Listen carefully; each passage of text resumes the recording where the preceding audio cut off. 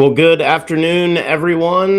The H1B Guy here, and today, the H1B Guy live on May 25th, 2022. Today, I'm going to cover the July 2022 Visa Bulletin Preview, as well as have a conversation on a work visa lottery question that posed merit versus lottery and skill based on the Georgia ballot in the midterm election here yesterday, as well as taking your Q&A. But before we get started, I'd like to ask you, if you haven't already, to please subscribe to the H1B Guy channel here on YouTube and like this video so that I can continue to produce more content like this for you. I also wanted to mention the H1B Guy offers a variety of consulting services. I help businesses and individuals solve complex work authorization issues in the recruitment process while bringing awareness to employment-based immigration benefits. If I can help you, please reach out. I'd love to hear how. You can book an appointment directly with me via the h1bguy.com. Today's live stream is brought to you by Syndesis and Path to Canada, the ideal plan B for high-skilled immigrants currently located in the U.S. whose status may be uncertain. If you're facing an H-1B denial or OPT expiration, don't get caught off guard. Make sure you have a plan B, and Syndesis and Path to Canada are your answers. Also by PERM-ads.com, the industry leader in providing a seamless experience for employers and immigration attorneys navigating the complex PERM recruitment ad phase of the labor certification process. And also by Mob Squad. If you're a technology professional that is facing U.S. work visa related challenges, your OPT visa may be about to expire and you were not selected in the H-1B lottery that was held this past March, please check out our partner Mob Squad. They have a solution. Join the squad. Well, thanks to everyone who has joined me here this afternoon. I really appreciate you taking the time to jump in today as school begins to wind down here in the U.S. We have our Memorial Day holiday weekend coming up next Monday, and a lot of things are really going on right now. It's a very interesting time as we start to look at the midterm elections and some of the primaries that were held in several states here in the U.S. And so one of the things that I wanted to talk about today that really caught my attention over the last couple of days, typically in midterm elections, you'll see party lines do kind of a polling, if you will, and they use the ballot to do a polling. And there's generally anywhere between 3 to 9 questions that are like yes, no questions, or indifferent or other kind of thing. And one of the questions that was included yesterday, and this is really interesting, and I think it's something that begins to give us some ideas of what the next year or two could potentially look like in the immigration landscape. And that question that was posed on the those who elected to vote Republican here in the state of Georgia. Question number 4 in what they call Georgia Republican Party questions. And that question was, quote, 2 of 3 current federal work visa programs are lottery based. Should federal work visas instead be issued on job skill? So let me repeat that one more time. Question number 4 on the Georgia Republican Party questions was this: 2 of 3 current federal work visa programs are lottery based. Should federal work visas instead be issued on job skill? So what are the visas that we're talking about? Well, the one that we cover a lot here on this channel, and that this channel is named after, of course, the H-1B visa. And then you have the H-2 visa as well, which is also awarded based on a lottery. And so it's really interesting here in 2022, in a midterm election year, that the Republican Party in the state of Georgia is asking about work visas, specifically the H-1B and the H-2 visa that are both lottery based. And this is on the back of an historic number of registrations that occurred in the H-1B lottery for fiscal year 2023, as we've covered over 400,000, right? 483,000 plus. And so if we go back to one of the things that the Trump administration ran on, right, was this concept of merit-based immigration. I've covered merit-based immigration here numerous times on this channel. If you go way back to the beginning, kind of the conception and launch of this channel in the first few months, um, I did a series of videos around merit-based immigration, and I'll try to link those in the video description below once this live stream wraps up.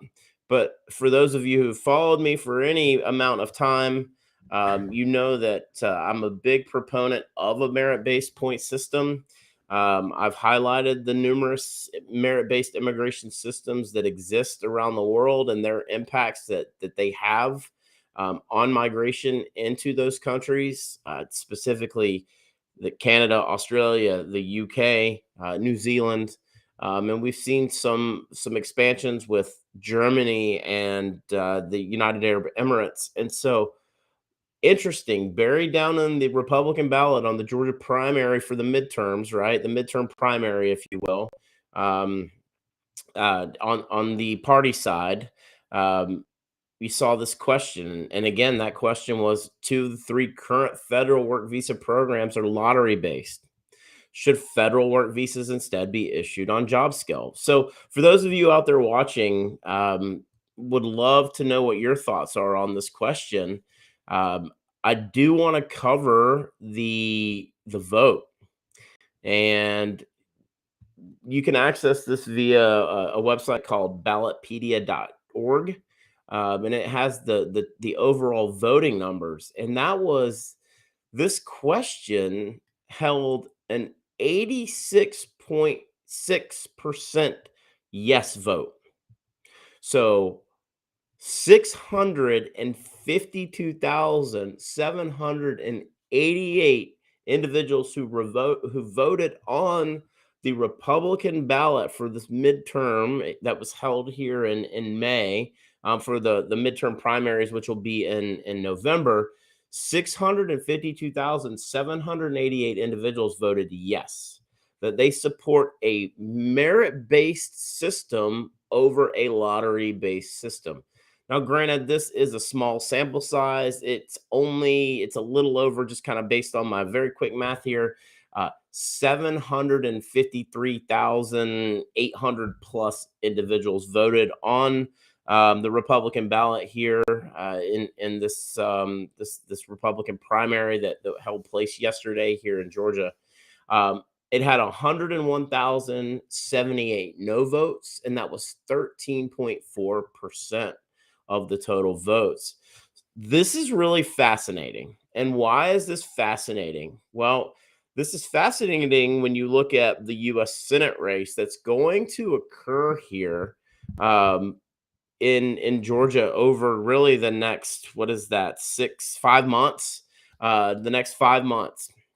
And we have Herschel Walker, who won the Republican nomination to run against the current incumbent, Raphael Warnock. And a lot of you out there may not be familiar with Herschel Walker.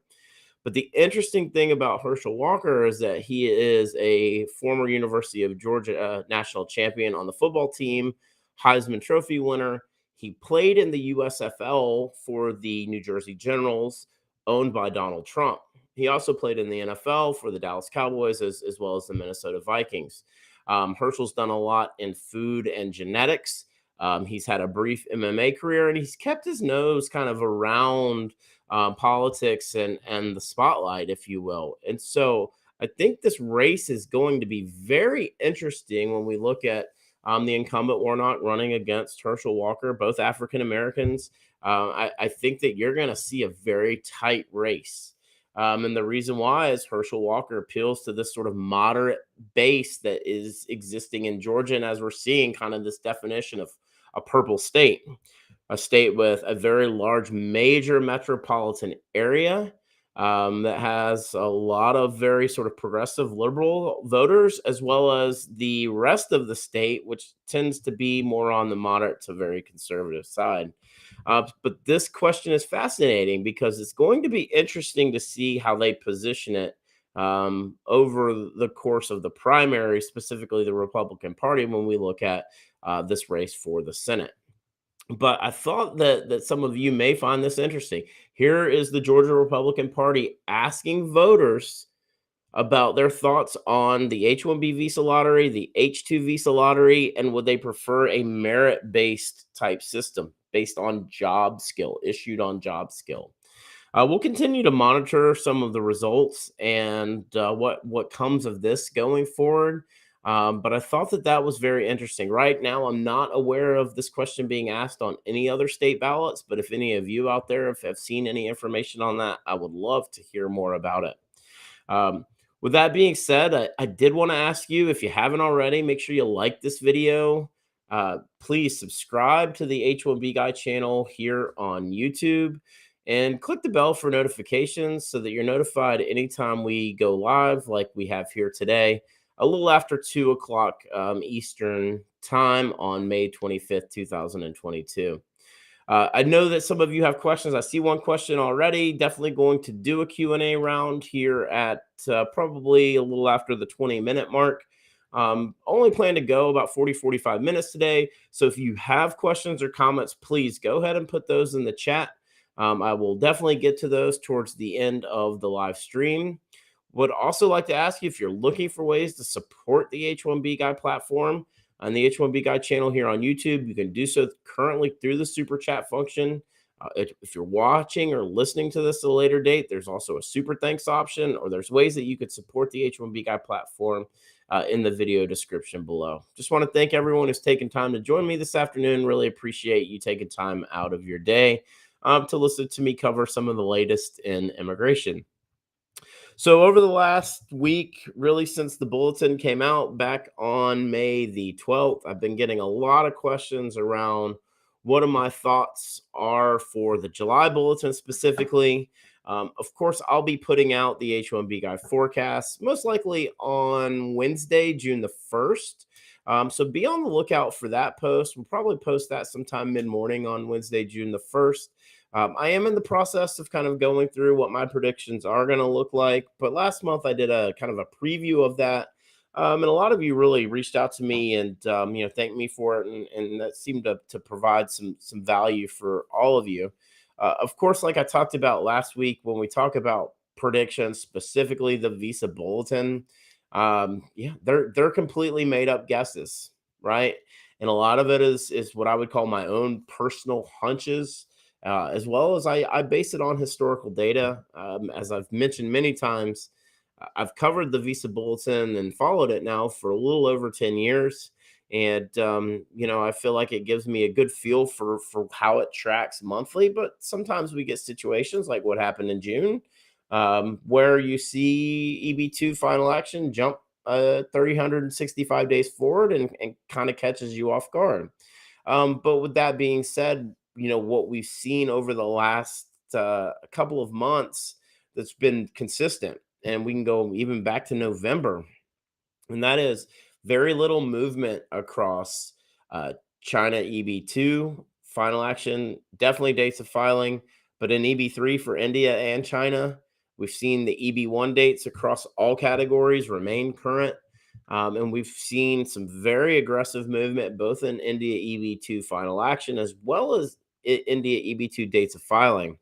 And what's interesting that we saw in June that occurred is that we had that movement in final action, that 365 days of forward movement in final action, but we didn't see any movement in dates of filing. In fact, the months really creeped up, and a lot of times as we go back, and the Department of State has been on record many times to say that dates of filing are used as a indicator to predict where final action dates will be in the next 6 to 12 months. Pretty big gap, but they've generally erred on that kind of 9-month range, right? And so what I think is interesting here is we didn't see any movement for dates of filing. for India EB2. And of course, no really movement in any of the other categories except for EB1, which remains current across all countries, right? So, what does that mean? Kind of foreshadowing into July. What does that mean? A lot of you are asking me about how far do I think the dates will go as it relates to 2014, specifically for final action, and a little bit of what I've discussed last week. And I still feel a lot of the same right now. And that is, it feels like to me that they will move final action dates about a month forward over the next 3 months, which would then put them by September at that December 1st, 2014 date. And I think that you would see those dates align. What does that mean going into October? I still am uncertain. And it seems to be kind of two growing factions here that feel like there is absolutely going to be corrective action that occurs in October and November. And then there's others that feel confident that the dates will hold and potentially even accelerate as we find out what allocation is going to be made for fiscal year 2023. Okay. So we're still working through that. And I've responded to a lot of you who had comments on other posts that I've had on YouTube. Sorry that some of you I hadn't gotten back to you in a week or week plus. So my apologies on that. But I was able to go in and answer all of the questions that I felt were relevant, or comments that I felt were relevant. So appreciate you guys asking me those questions in the comments. I do try to get through most of them. Some of them I do miss unintentionally. So if I missed your question or comment, it wasn't intentional. But my thoughts are this. And I think as I really start to look at it and get a feel for where this movement is and kind of what this new regime has in store, as we look at the Department of State and their colleagues at USCIS.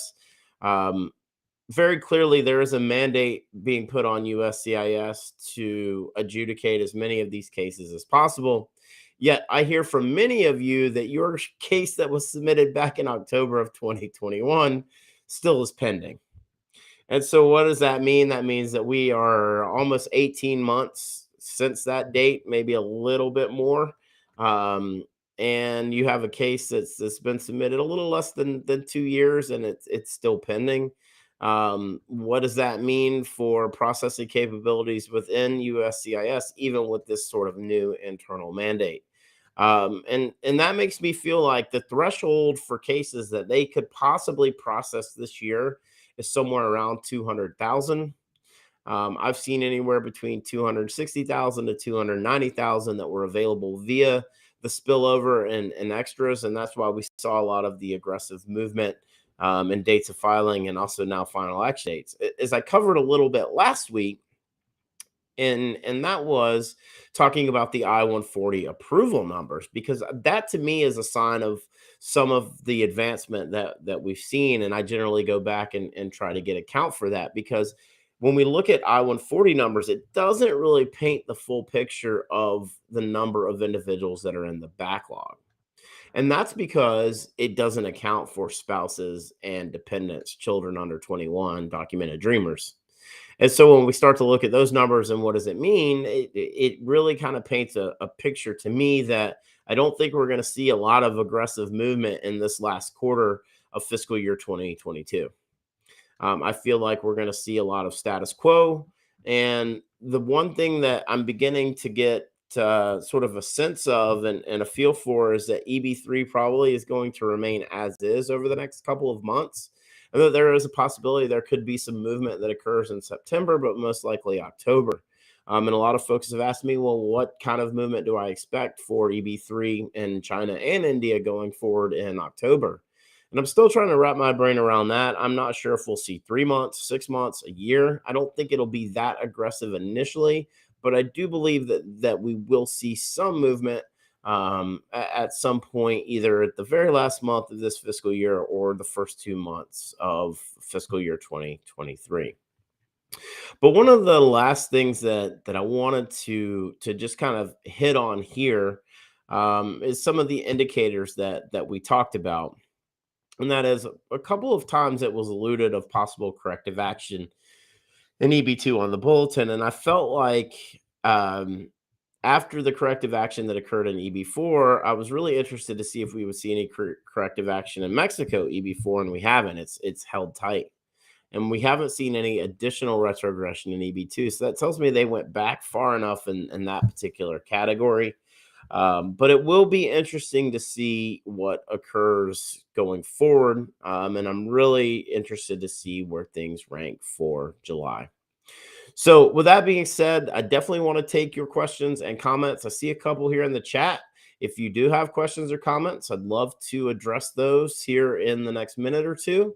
But before I do that, I just wanted to remind everyone, if you haven't already, make sure you like this video, subscribe to the H1B Guy channel here on YouTube, and click the bell for notifications. I'd also like to thank our partners, Syndesis and Path to Canada, as well as PERM-ads.com, and our good friends at Mob Squad for their continued support and helping you get these streams and helping me produce and publish these streams. I can't do it without your support or without theirs.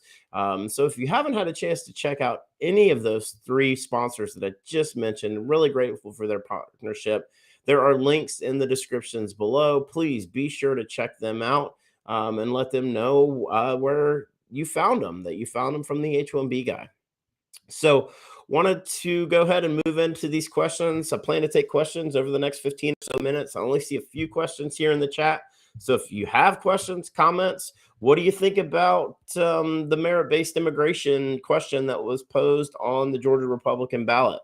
What are your thoughts around the July Visa Bulletin and going forward? Are you sensing that there's a possibility of corrective action that could occur over the next several months? It's going to be really interesting to see what happens. So let's jump into these questions.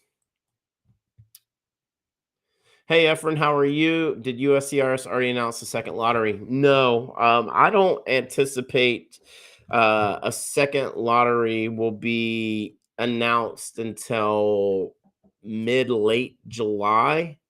I feel like June 30th, that's the cutoff for applications, for the physical paper applications. If you remember, USCIS opened that paper application portal starting on April 1st, and that will close on June 30th. It gives them time to know the allocations and the application rate. And so I'm anticipating, if there is a second lottery, which I believe that there will be, if there is, I'm still guessing that it will be sometime towards the end of July. And as I've said, I expected it to be somewhere maybe around July 25th. And it through as late as like the first week of August. So July 25th is a Monday. That first week of August is through August 5th. So my guess, and this is just, again, it's an opinion, it's completely made up guess, but I'm kind of basing it off of what's happened over the last couple of years, and that is somewhere between July 22nd through August 5th, they will hold a second lottery. Now the question is how many visas are available. My guess is probably not many, somewhere between, I'd say, maybe 8 to 15,000, depending on the application rate. And right now, USCIS is saying that they only expect about a 66% application rate. That's why they selected the 120 plus thousand that they did. So great question, Efron. Thank you so much. Really appreciate you taking time to join my stream here. Hey, Venkata, how are you? Your PD is EB2, February 2nd, 2015. Really upset after seeing the June Visa Bulletin. It was almost everybody predicted little movement in filing dates, including you. Could you throw some light on my fate, please? Yeah, I thought it was going to move to February 1st, which you still wouldn't have made that cut, if you remember. I had it moving forward about 60 days, and I was wrong. And why was I wrong? Well, I felt like they still had some more ground to gain, and they didn't. So that's what leads me to believe that it may be there at least until the end of this fiscal year. So if I'm you, what am I doing? Well, I'm chewing my fingernails in anxiety, right? Because you're like right on that bubble. I mean, you're what, 62 days, maybe? Let me calculate that really quickly. You're really close, as you already are aware of. You probably already know how many days you are away, but let me just get an exact point of reference for you. So December 2014 to February 2nd, 2015. So you're at 63 days. 63 days is where you are. Yeah. Um, you're one of these that hopes that we do see some movement over the next month or two, specifically in filing dates of filing, but also that at least it occurs in the beginning of October or November, even if everything holds tight. Because when we go back and look at traditionally speaking, USCIS has accepted dates of filing at least in the first few months of each fiscal year. This year was really kind of historic as it went all the way through May, which was October, November, December, January, February, May, about 8 months of taking dates of filing. So there is that big push, right, that we talked about. But my guess is July will tell us more for you. And that for you means what? Roughly about 20 days, I guess, before the July bulletin comes out. And if you don't see any movement in dates of filing, I think that's going to be a clear indicator that it will hold pat. Um, yeah, I see you say 65 days. My calculator says, let's see. I thought it said 63, but I could be wrong. Yeah, from Monday, December 1st, 2014 to Monday, February 2nd, 2015 is 63 days, 2 months and 1 day, based on the planetcalc.com calculator that I use. But still very interesting. You're right on that bubble, man. Keep the faith. Keep joining me here on these streams. We can keep talking about it. Hey, Sanjin, thank you. That's what the purpose of this channel is, right? Um, to help individuals like you to bring awareness to employment-based immigration benefits, to talk about the path for H1Bs and the path of permanent residency that is experienced by individuals, high-skilled immigrants, specifically those who come on an H1B visa. So thank you so much. Really appreciate you jumping in the stream today. Hey, Nitin, how are you, my good friend? So good to see you. Been a while since we've caught up, but I hope you're well. There are predictions that EB3 will move by a few days in July. What do I think? I've not heard that, but that's interesting. And that would tell me that, look, where are we sitting right now? If we look at final action for India EB3, we're sitting at January 15th, 2012. And if you look at what dates of filing, it's not much different. It's exactly a week different, January 22nd, 2012. If we go back to kind of what I was talking about, that 9 months in advance, right? We talk about where do we expect final action dates to be based on when dates of filing move. And so I could see where there could possibly be a wrinkle of movement, but I still feel like there isn't going to be any until September or October. And I felt that way for several months. But if there is a little bit of movement, then what that means is that there's an indicator of first come first served that's happening, not just in EB2 but maybe possibly in EB3. Or that also means that the number of applications that they were expecting specifically in EB3, there may be a minimum number available. But if you go back to that chats with Charlie that I mentioned last week, I think it was six or seven, where he had the graphs and he talked about the demand as we headed into this fiscal year, and EB3 was out of whack and had already met its allocation. based on the number requested and the demand. So we'll continue to track it. Right now, where does my gut tell me as I look at kind of walking through my predictions is I plan to put those out, a week from today. I still am going to caution probably on the side of no movement. But if we do see some movement, then we can go back and say, look, that means November, 9 months, right? There's your movement in final action. And does that mean that it will equal dates of filing? I don't know. Will we see movement in dates of filing?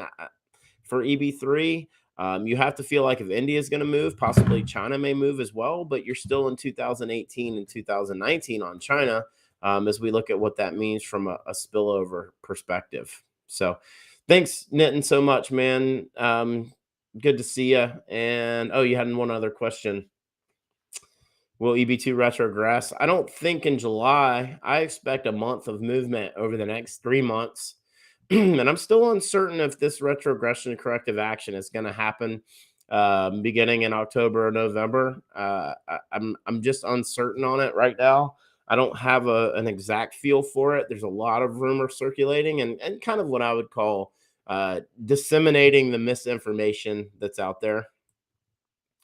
Hey, Nahar, how are you? Thank you so much. You say thank you for the insightful video. Do I see any movement for EB2 filing date? Your PD is 12/08/2014. 7 days, my friend. Ouch, right? Um, just crazy that you're that close. I thought last month would have been your month, Nahar. For right now, I'm going to kind of stick with what I've been saying and keep my message uniform, which is I don't think so for this month. But I'm not sure if you'll even get there by the end of the fiscal year either. So you're kind of in this weird spot where if the dates of filing don't move for July, then I think I can almost go ahead and I don't want to guarantee anything, but I would strongly feel that the plan would be to keep dates of filing as is and move final action dates over the next couple of months. But I think what you've got to hope for right now, this is just, again, holding out hope, right? What we do, what I think you have to hope for right now is the possibility that there is movement in October of 2022. If nothing happens between now and September, that you see dates of filing move, by that point you'll be current in dates of filing. And as we know, historically, USCIS has accepted dates of filing in the first few months of each fiscal year. I'd still be prepared if you haven't, already. I'm sure you're ready to go as close as you are, but again, just be as patient as you can possibly be. I know that's very frustrating. I know what a roller coaster it feels like. Nitin says you're 4 days short of the EB3Q. Yeah, very frustrating. Think about all the folks that have bounced up and down too, Nitin. And think about the expenses that their employers have occurred. And think about the expenses that the individuals have occurred where employers pass those fees down, right? The I-140 and the I-485. It's crazy.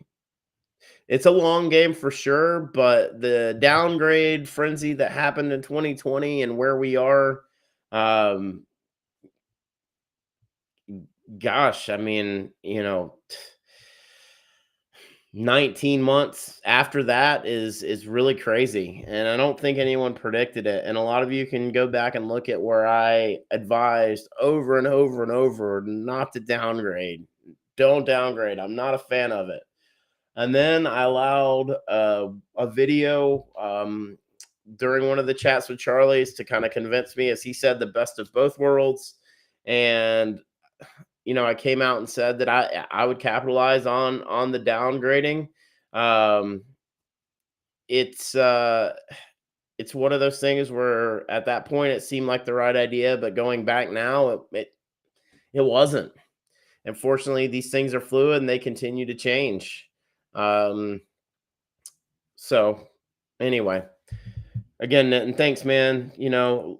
Appreciate you joining me and always glad to give my opinion, right? It doesn't mean it's right or wrong. It's just my opinion.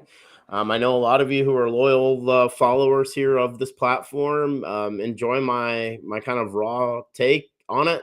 Doesn't mean it's right or wrong, but I come at it from the standpoint of an employer perspective who is seeking talent acquisition, right? And that's the race that we're in, this war on human capital that I talk about all the time. Hey, what's up, Tony? Good to see you, man. Do I expect spillover of at least 50K in October 2022, assuming USCIS will waste 20K? Will this remaining 30K, will it reach my date of March 27th, 2015 in EB2? So that spillover would go actually any that's wasted returns to family based, and there's a pretty big backlog in the family based as well. So there would have to be spillover that occurred from the family base that that were not processed and allocated this year, and those would head over to the employment based allocation and be in addition to the 140,000. I've not seen any numbers on the expected spillover for 2023. I was under the impression a few months ago that there was most likely not going to be, but I may be incorrect on that. I haven't seen any data on there, but of course, if you see something, please, as always, feel free to share that with me. You can connect with me via the H1BGuy.com. There's a message platform there and other ways to get in contact with me. But I always love to hear from you guys and how you can share information with me and help me keep all of you up to date as much as possible. So, yeah, 63, Venkata. That's why I love that planet count. It helps me. I'm not the greatest at math. Happy to help you, my friend. Just thanks for joining. Hey, RRH, how are you? Thanks for joining. Appreciate you jumping in again here this afternoon, and always being a big supporter of this platform and this channel. When's the Stamp It Out series coming back? It's been a while since the last one. Yeah, it really has. It was like has it been a year? It's been a while. I know Dr. Pranav was the last one I had on. So a couple challenges with the Stamp It Out series. One, that was one of the original conceptual ideas I had for the platform, was to view immigrants and tell their story. I still would love to do that. The issue is that I have a client that I support full time, and the effort that it takes to get individuals like yourself to come on YouTube, show your face, and tell your story is exhausting. And I don't mean that to mean anything other than it's a full-time job of networking to get folks who want to come on and tell their story. I'm very grateful for the 10 who did previously come on. There are some great interviews there, and I'd love to do more. So if you're interested in coming on and telling your story, on the Stamp It Out series, maybe episode 11, reach out to me. Of course, my email is the H1B Guy at gmail.com. Follow me on Twitter, ask me to connect there, or you can reach me via my website. But if somebody's watching this now or at a later date and wants to come on and tell their story, let's set up a time for us to talk. I'd love to set up that. I don't want to go away from it. It just is one of those things where there was a bit of a pause that was put on it. And quite honestly, I want to find a format that works for you and for the individual who's being interviewed. I want the audience to gain value from it and hearing others tell their stories.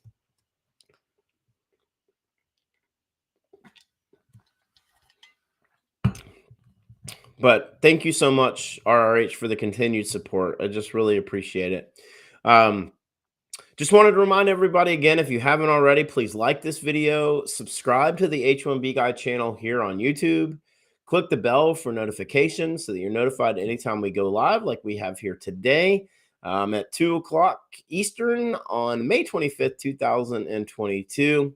As school comes to wrap up here for a lot of kids in the U.S., and summer is just around the corner as we stare at Memorial Day holiday.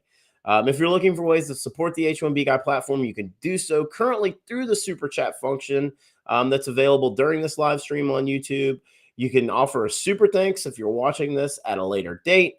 There are other ways to help produce the H1B Guy platform and this content in the video description below. Just really appreciate your support.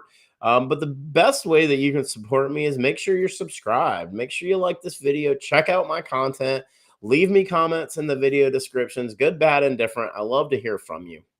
I've got a few more minutes left. So if you have any other questions, now's the time to put it in so I can make sure that I get to those over the next minute or so. But I wanted to do just a quick recap of what we've already talked about today. And that is, we started off the stream talking about a question number 4, that was on the Georgia Republican Party's question. And that question said, 2 of 3 current federal work visa programs are lottery based. They're referring to the H1B and the H2B specifically, but they didn't state that. Then the question was, should federal work visas instead be issued on job skill? And it was a resounding yes. 86.6% of the vote, 60%, 86.6 percent, 652,788 yeses, 13.4% no, 101,078 no's. So very significant, as you see. Generally, what I would consider to be more to a moderate conservative base here of Republicans in the state of Georgia. Georgia, what would be deemed more as a purple state, right? When you look at Metro Atlanta and its surrounding areas, and then kind of the rest of the state. So this was very interesting to see the Republican Party asking specifically about lottery systems for work visas and its relation to a merit-based immigration system. I also did a quick July Visa Bulletin Preview. As I mentioned, on June 1st, I'll put out the H1B Guy forecasts, my July 2022 Visa Bulletin employment-based predictions, but just kind of doing a quick peek ahead. I feel like we're going to see a little bit of movement in final action. I'm still not certain if we're going to see movement in dates of filing. There appears to be some rumors of possibly being some movement in EB3 coming up over the next month, or the month of July. I haven't seen a lot out there. We had some questions around expected spillover for next year, and I'm not 100% positive on that. But I know a lot of you are kind of in limbo. There's many of you out there who have these after December 1st, 2014, kind of into the back half of 2015 priority dates, and you're very anxious. You're very anxious of what the future holds for you. And I'd be the exact same if I was in your situation. But the unfortunate nature of what's going on, though, was that the processing capabilities or lack thereof, the backlog continues to grow, as I alluded to last week, somewhere between 1.4 to 1.6 million and growing, which is just heartbreaking and gut-wrenching to hear. But with that being said, hey, Ramesh, thanks. Really appreciate your support and taking time to join me this afternoon. And to everyone who took time here to jump in this live stream and drop me a comment, I really appreciate it. We had a lot of good discussion around the bulletin. We talked a little bit about the H1B lottery and, of course, the lottery versus merit based system. But with that being said, I'm going to go ahead and close this out here and just remind everyone that today's live stream was brought to you by Syndesus and Path to Canada, the ideal plan B for high-skilled immigrants currently located in the U.S. whose status may be uncertain. If you're facing an H1B denial or OPT expiration, don't get caught off guard. Make sure you have a plan B, and Syndesus and Path to Canada are your answers. They'll gladly help you navigate the process, and if you want to find out if you qualify, please be sure to use the link in the video description below, and someone from Syndesus or Path to Canada will be in touch.